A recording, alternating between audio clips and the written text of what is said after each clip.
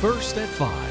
From the University of Florida's College of Journalism and Communications, you're watching WUFT News. Welcome to WUFT News First at 5. I'm Alexa Herrera. And I'm Cristina Santiago. Thank you for joining us. We begin with cleanup underway at several local stores after police say a Trenton man stole construction equipment and went on a spree of damaging buildings.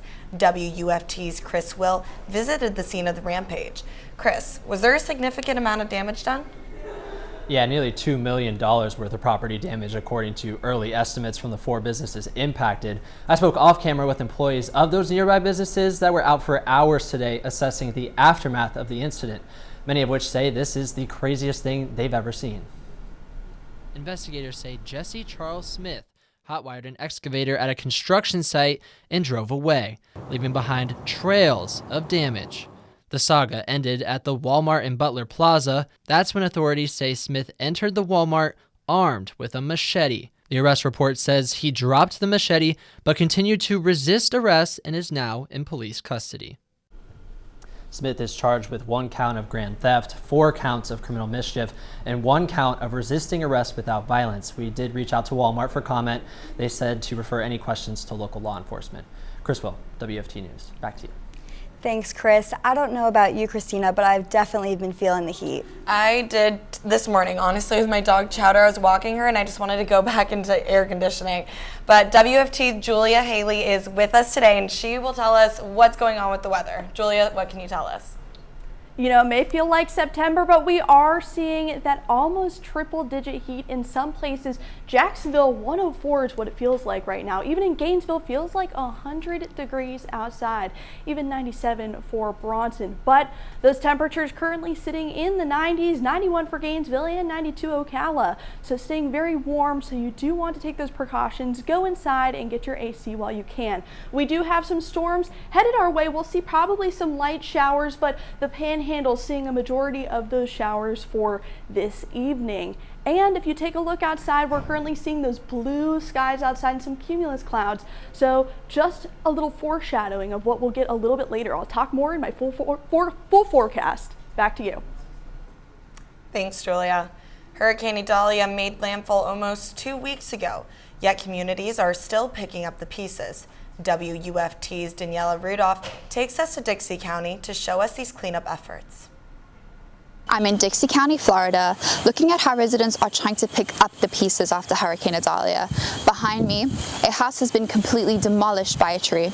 The owner let me in to see what she's been dealing with over the past week. Tangela Williams did not want to be on camera, but she wanted to talk. Her house is old and uninsured. She's waiting on FEMA, but it can be a process that is long and complicated. She's been making use of the other resources around her. One resource, the Salvation Army. Captain Mike Chamberlain is on site to lend a hand. People come to us, we can just give them a little bit of hope. It's a box of food, but it really seems to go a long way to help people know that we care about them and that we want to help them with what they're facing every day. The community can find food boxes with essentials like bread, water, and even freshly cooked hot meals. Horseshoe Beach volunteer Stephen Cohn believes the county as a whole is struggling. Hurricanes in Florida are prevalent. No hurricanes, and all of a sudden, boom. So I contacted some friends and they said, yes, we need help. So all in total, it was 400 pounds of chicken that was donated. Painful memories of what used to be are scattered all across Horseshoe Beach. Remnants of houses, personal items, cars, and more can be found in various locations, especially in the marshes. People know that it's going to be months before they can return to their homes. Despite the hot ache, this community vows to remain in high spirits. Keep it on, keep it on. Daniella Rudolph, WUFT News. The Disaster Recovery Center is open Monday to Sunday from 9 a.m. to 8 p.m. It provides help for residents in need of FEMA and disaster recovery assistance. The Alachua County School Board is updating its timeline for a school rezoning plan. The 2 community input sessions postponed due to Hurricane Idalia have been rescheduled. Under the new timeline is a revised proposal including attendance zones and enrollment numbers, which will be shared with the school board and the public next month, with a final vote by the board on December 5th. The first community input session will take place on October 2nd at 5:30 p.m. at Canapahas Middle School. The second meeting is on October 12th at 5:30 p.m. at Santa Fe High School. The updated timeline, including community input sessions and proposed maps, are posted on the district's rezoning website. Breaking news out of Jacksonville, where fire crews are working to learn if anyone is hurt after a parking garage partially collapsed this afternoon. It happened outside the Ascension St. Vincent Hospital emergency room. Investigators say it's not yet known what caused the upper deck to collapse or if anyone was on the deck or underneath. Witnesses told authorities they heard a loud boom and then the building shook when the collapse occurred. The Alachua County Commissions voted today to seek millions in grant money to work on neighborhood flooding problems. Many of problem spots were exposed in 2017 by Hurricane Irma and have continued to flood off and on since then. As WFT's Bailey Korinek shows you, the county has tried building walls, buying pumps, and dredging ponds, and will soon go as far as to try to buy out and remove select homes. And they all agree that house will flood again. It's not if, it's when. Mark Dake is just one of many Alachua County homeowners affected by legacy flooding. Public Works defines it as long-term persistent flooding in areas that do not have adequate stormwater systems. In 2017, WUFT reported on flooding at the hills of Santa Fe. Other neighborhoods are also treading water. Robin Lane, Emerald Woods, and Pine Hills are on the county's long list. I'm standing here at the entrance to the Robin Lane neighborhood off of Northwest 39th Street, kind of on the north side of Gainesville. You can see the driveway leading down into this neighborhood is at a major slant. Homeowners complain rainwater usually gushes in and floods the area. Mark Dake took his concerns to the commission meeting today. He supports the county's effort to buy out properties at high risk. And there was a child in a crib. The water was 3 feet deep. That child wouldn't be here today. With today's vote, Public Works can get appraisals and make offers. As for current homeowners, they hope they can protect future residents in these neighborhoods. I want to pay it forward. I'm leaving, but it's so much easier to give. It's so much easier to do the right thing. There's one big roadblock to buying out homes for green space or retention ponds. The county needs 2 willing sellers nearest the trouble spot in each subdivision. For each of the 3 pairs being targeted, there's currently 1 homeowner willing to sell and 1 unwilling. The ones who are so far unwilling to sell are mainly newer owners who did not experience Hurricane Irma. From houseless to homeowner, one family had their lives changed forever with the help of a local nonprofit organization. People gathered near a construction site where one family and Alachua Habitat for Humanity are going to work together. The recipient of the home, Michelle Carver, is going to work over 250 hours with the team to build her house on this plot of land. She and her 4 children were once houseless, and this opportunity means more than words can say. But I really deserve this. I have really been working real hard, and I've been telling my kids, I'm gonna make this happen. We're gonna get a house, it's gonna happen. So the day I told them, they were so ecstatic, and I'm just thankful, and I'm just glad we're here. Michelle and the team will complete construction over the next few months. Her only request is to paint the front door red to remind her of the hard work it took to become a first-time homeowner. In Alachua County, a popular trail for hiking, biking, and horse riding is closed this week, not because of Idalia flooding, but because of the ongoing war against invasive plants. WUFT's Rafael de los Santos joins us with the story. Rafael? Thank you, Alexa. We at WUFT ventured into the swamps of the Bar Hammock Preserve near McCanopy, where one trail is still open, but another is closed, while the county brings in a firm to carefully spray pesticide. It's all in an effort to strip out an invasive plant that chokes the life out of the natural habitat. An empty trail, overtaken by an intruder. The Cuban bulrush, a floating invasive herb crowding out native plant life at Bar Hammock Preserve, killing them in the process. It would be a perfect opportunity, and we work on a lot of similar projects around Florida, so Cuban bulrush is one of the species that we typically target. The nearly 6,000-acre preserve is actively managed through the Alachua County Forever program. That's the voter-approved initiative to acquire, improve, and manage environmentally sensitive lands. Behind me, the devastating effects of the Cuban bulrush, as native species have lost their color and with it their health, a devastating effect that environmental specialist Milo Nealons knows all too well. A healthy, biodiverse ecosystem has a biodiverse plant community, and having one species that will move in and spread so quickly that it crowds out the native plant species can decrease the amount of forage that's available to wildlife and directly links to a decline in the wildlife use. ECD will be clearing out invasive plants throughout the 120 acres of this nearly 6,000-acre hammock. The $18,000 project was scheduled to wrap up Wednesday, but due to weather delays, it may be next week before the trail reopens. Live from the studio, Rafael de los Santos, WUFT News. Coming up, this summer's record temperatures are the hottest scientists have seen in years. We'll give you the specific on what's driving this extreme heat when we come back with First at 5. You're watching WUFT-TV News.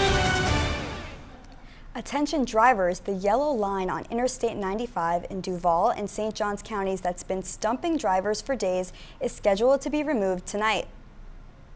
As you can see here with this drone footage, the line from Jacksonville to St. Augustine is causing major confusion for drivers.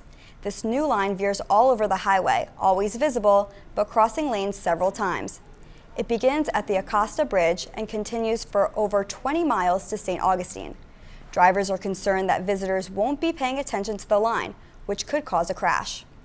I think it's a accident hazard. Oh, in what way? Why do you think that is? Because it's a yellow line, like the yellow line on the other side. Yeah. And most people, like, especially if they out of town, they're not really too much looking at if that's the line that goes where it's supposed to go at. They're trying to get to their destination. FDOT is investigating how this happened and who did it. So far, nobody has come forward to claim responsibility. FDOT says the cleanup is scheduled to start tonight at 11. Several local counties participated in Operation Safe Kids, an initiative that called attention to traffic safety in and around schools. The operation was held during back-to-school weeks and was sponsored by the Florida Sheriff's Association Task Force. In a press conference, the association stated sheriff's deputies issued more than 7,000 warnings and over 5,000 citations. Alachua, Bradford, Columbia, and Marion counties all participated in the initiative. With several months still to go, the U.S. has been hit by more than $1 billion disasters this year than any other. Scientists say a record hot summer and climate change are fueling this increase. This summer was the Earth's hottest with temperatures 1.2 Fahrenheit above average. Heat targeted the Pacific, Northwest, and Gulf Coast. Climate Central found that on an average summer day, more than 1.5 billion people sweat through climate-amplified heat. That extreme heat is being driven by carbon emissions from burning oil and gas. Duke University's Heat Policy Hub Director Ashley Ward says the heat impacts people in many ways. Once you calculate the cost on the hospital system, agriculture and outdoor labor loss, just across the board, it is not, heat is not a singular, lonely event, right? It has far-reaching tentacles into many other aspects of society. Ward hopes Congress will start to put more money towards fixing the heat problems. And speaking of the record heat, I'm ready for this fall already. Me too. Julia, when are we going to start cooling down? Well, we aren't escaping the heat quite yet, but we do have a chance for those temperatures to drop slightly. I'll give you your full breakdown on the heat in a few minutes.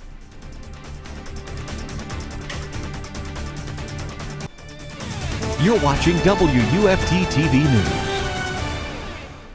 Getting those last bits of summer here in Gainesville with that heat index even reaching the hundreds, 102 in Jacksonville, 99 in Gainesville, and even 98 in Ocala. But those real temperatures, when you look at them, are sitting in the lower 90s and even the upper 80s. 93 in Gainesville, 92 Ocala, and even 87 for St. Augustine. We do have some showers making their way throughout the Panhandle and coming a little toward us, but we'll really just be seeing those isolated storms throughout the evening, mostly just north of us. So hoping to see just light showers throughout this evening. And then if you take a look at our campus cam, we have those cumulus clouds, a little foreshadowing of what we'll see later, and sitting at 92 degrees outside of our studio. At our hour by hour, starting with that chance for showers and then seeing those temperatures drop with those lows sitting in the low 70s. And that's going to stay for a majority of north central Florida, Gainesville, High Springs, and even Lake City. And we are bringing on the heat, so feeling what we felt today, tomorrow as well. So for Wednesday, 90 degrees here in Gainesville, 91 Ocala, and still that chance for showers. We have a cold front that is moving through around Wednesday and into Thursday, seeing it move through the Panhandle and then in Gainesville around the morning. And this will give us some showers, maybe drop our temperatures just a little bit throughout our Thursday onward. And if you take a look, everyone's favorite, the muggy meter, we are staying sweltering throughout the week till that cold front hits. Then it's going to be just a little bit muggy outside. This does mean though that you do want to make sure you are staying hydrated, and it will be a little bit easier to sweat outside due to all that humidity. So on to our 6-day outlook, we do have that chance for showers through majority of the week, especially around that cold front, and then we are dropping into the upper 80s, but still staying around those high temperatures, 90s and even the upper 80s, those lows sitting in the low 70s and the low to mid 60s and even the upper 60s as well. Chance for showers throughout a majority of your week, especially in the afternoon and evening. Back to you.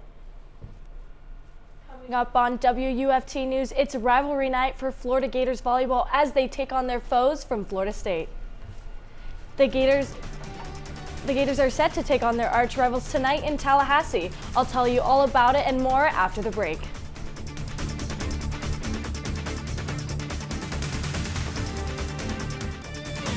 You're watching WUFT-TV News. Welcome into sports. I'm Madison Walker. Nobody's perfect unless you're talking about the Florida volleyball team's record this season. The number 3 ranked Gators look to remain undefeated as they head to Tallahassee to take on FSU. Florida comes in having swept their previous 2 matchups against Winthrop and Clemson. They'll look for number 3 tonight against their arch rivals. First serve is scheduled for 6 p.m. tonight. High school volleyball is back in action tonight and with plenty of great matchups in store. Oak Hall will look to remain undefeated when they take on St. Francis at 6 p.m. Meanwhile, Buholtz will host Westport at 7. Eastside will travel to North Marion at 6. Gainesville will face Ponte Vedra at 6:30. And Newberry will play Chiefland at 6:30 also. Gators football put on a clinic this past weekend against McNeese State. Florida had 327 rushing yards in their 49-7 win. While running has been their bread and butter, a bigger storyline is that the defense is playing lights out. The Gators currently have the number 3 ranked defense in all of college football, allowing 191 total yards per game, a significant jump from the 382 yards they allowed per game last season. The man behind all of this, Austin Armstrong, a 29-year-old defensive coordinator who head coach Billy Napier praises for his relations with people within the program. Austin's done a good job of connecting with players, connecting with the staff, putting his spin on things. And look, I mean, there's a lot of young cats running around out there. This is a good thing for the Gators in the future. Florida will have their work cut out for them when they host Joe Milton and Tennessee's high-powered passing offense. Before we go, let's get one last check on the weather. Julia? This week we are staying pretty hot with those heat indices even reaching the upper 90s and even triple digits in the hundreds like we saw today. But on Wednesday, starting to see those showers, and even Thursday as well. If you take a look, those highs are in the upper 80s. Back to you. Thanks, Julia. BBC World News is next, and PBS NewsHour is coming up at 7. But your Florida news is always on at WUFT.org. Have a good night.